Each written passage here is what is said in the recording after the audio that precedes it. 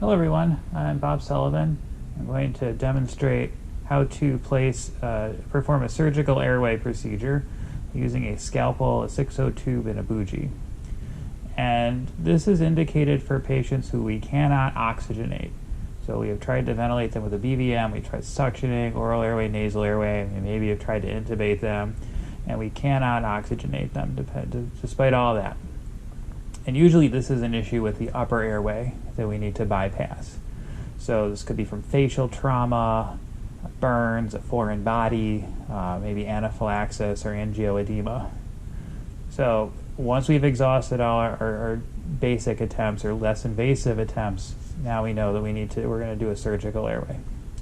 So first thing we're going to do is we're going to prepare our equipment. So I'm going to get a bougie. For this, we're going to use a 6-0 tube. We've got our syringe to inflate the cuff. We're going to use a sharps container. We're going to use a 10-blade scalpel. Use tape, some 4x4s.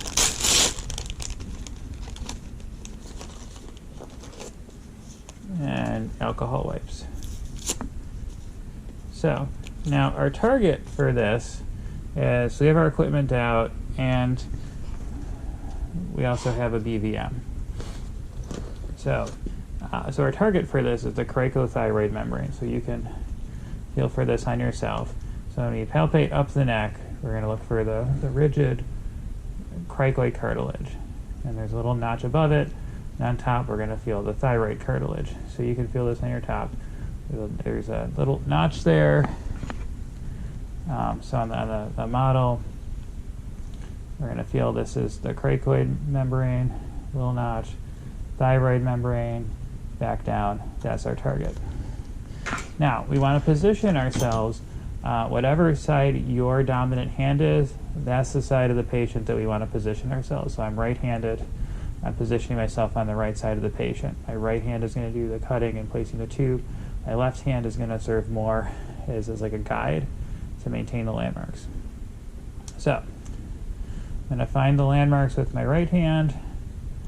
Cricoid cartilage, thyroid cartilage. There's my target there. So I'm going to stabilize that with my left hand, resting my left hand up against the chin.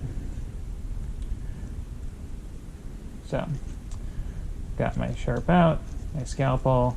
I'm holding this. I'm going to prep the skin.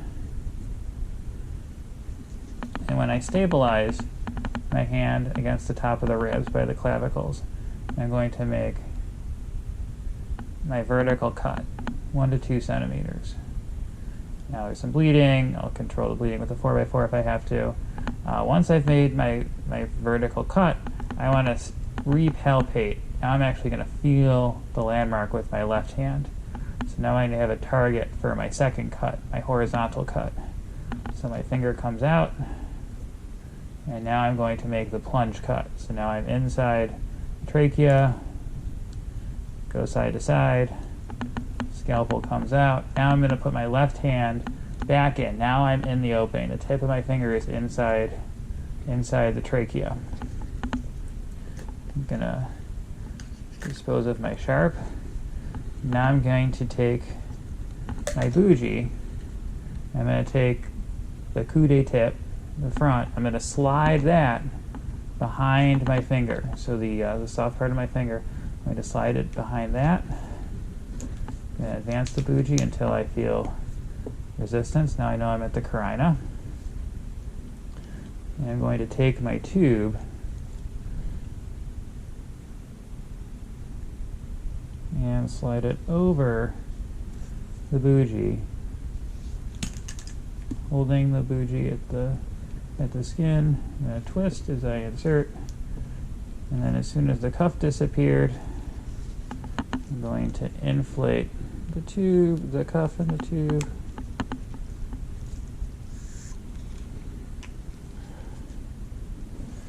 I'm going to remove the bougie.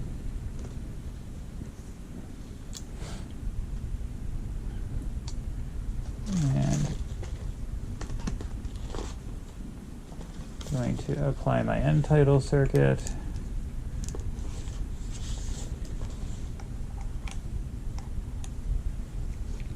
And I'm going to check for placement. So I'm going to listen to lung sounds. I'm going to look for an end tidal CO2 reading. I'm also going to look for subcutaneous air. So unlike intubation, we're not as worried about this going into the esophagus as we are going into a false lumen and being under the skin and not in the trachea. So we're going to assess for subcutaneous emphysema, swelling under the skin.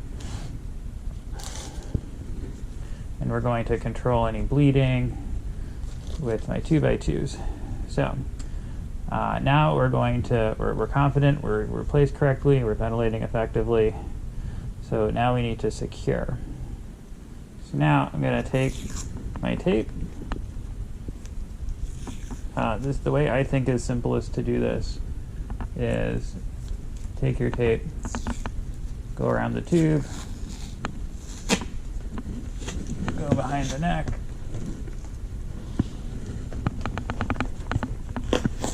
come up the other side,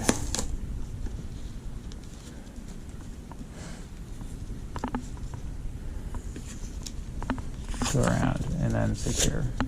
And hold on to the tube as well.